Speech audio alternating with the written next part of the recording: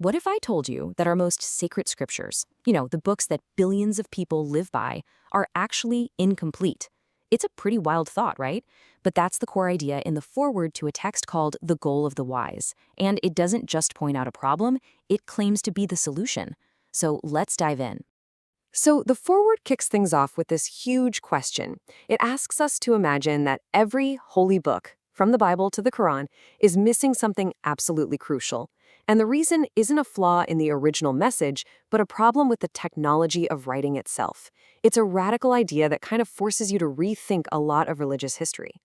Okay, so before we even get to what this new revelation is, the foreword says we have to get our heads around a really old problem, one that, according to the author, has been confusing people and causing misunderstandings for thousands of years. Professor Arya Razvar, who wrote the foreword, uses these three words to nail down exactly what happens when a living, breathing message from God gets flattened onto a page. It becomes disembodied. It's detached from its source, and that creates this vacuum where the real meaning can just evaporate. And this really breaks it down, doesn't it? I mean, think about it.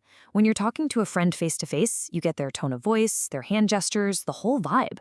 But a written text, it loses all of that. It's just frozen there, totally open to misinterpretation, because the person who wrote it isn't around to say, whoa, no, that's not what I meant at all. And you might think, okay, so it's a philosophical problem. But the foreword argues that this isn't just some academic debate.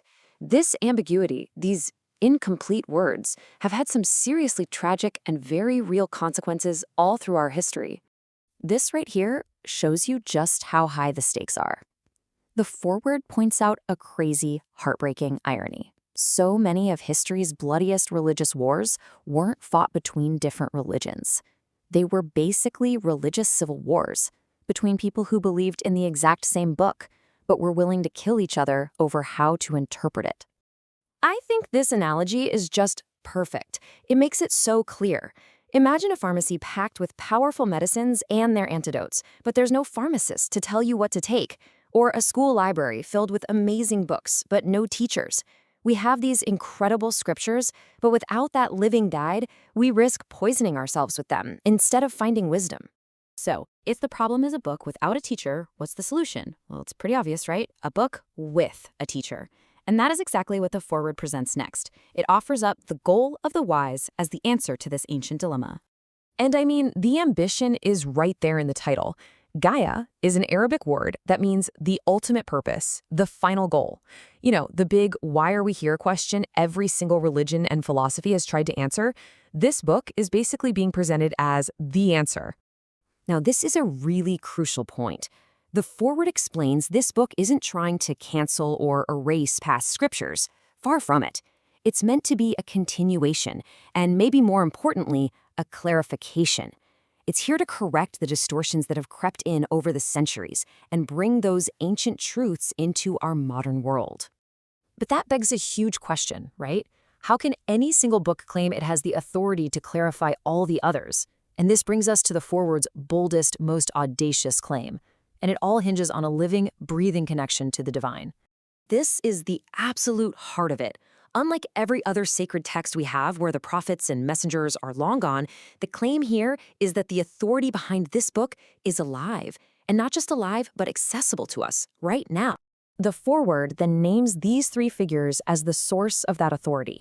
And that key phrase, alive, accessible, and with us in the flesh, that's the proposed solution to the whole problem of incomplete words. You don't have to guess what the author meant. The claim is you can actually ask. So where does this incredible claim of authority come from? Well, according to the foreword, it's grounded in a specific historical document, the written will of Prophet Muhammad.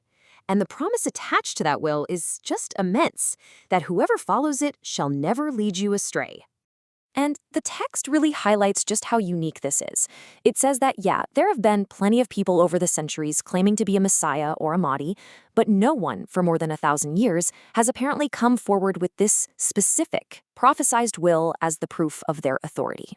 Okay, so if the book's authority rests on a living connection, what kind of new knowledge does it bring to the table? The foreword gives us a little peek into what it calls a totally new understanding for a new era. For starters, it lays out this path of spiritual growth, these 5 stages. You can see the progression, right? But check out that final stage, God in creation, Wow. So the ultimate goal presented here isn't just about being a good follower. It's about becoming a perfect reflection of the divine yourself. That is a truly transformative endgame. And the scope of topics this book supposedly covers is just massive. We're talking everything from reincarnation, which it calls Raja, to the nature of archangels and jinn, lucid dreaming, the source of evil, and yeah, you're seeing that right, even alien life. It really seems the goal is to finally connect the dots on all these huge, mysterious questions we've always had. And all of this new knowledge is meant to serve one ultimate purpose, to invite all of humanity into what it calls the seventh and final covenant. A covenant is like a sacred contract between God and people. But unlike past covenants that were often for a specific tribe or nation, this one is described as being totally universal, a direct deal with every single soul on the planet. This quote really just wraps it all up, you know? The book's mission, as it's presented here, isn't to be just another book on the shelf.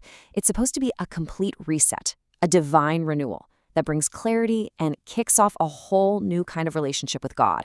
And we'll end on this final, pretty mind-blowing idea from the foreword. It suggests that if we think of God as the author of all creation, then right now, humanity is being invited to become co-authors. It's a profound thought to sit with, isn't it? If we're the ones being handed the pen, what story are we going to write next?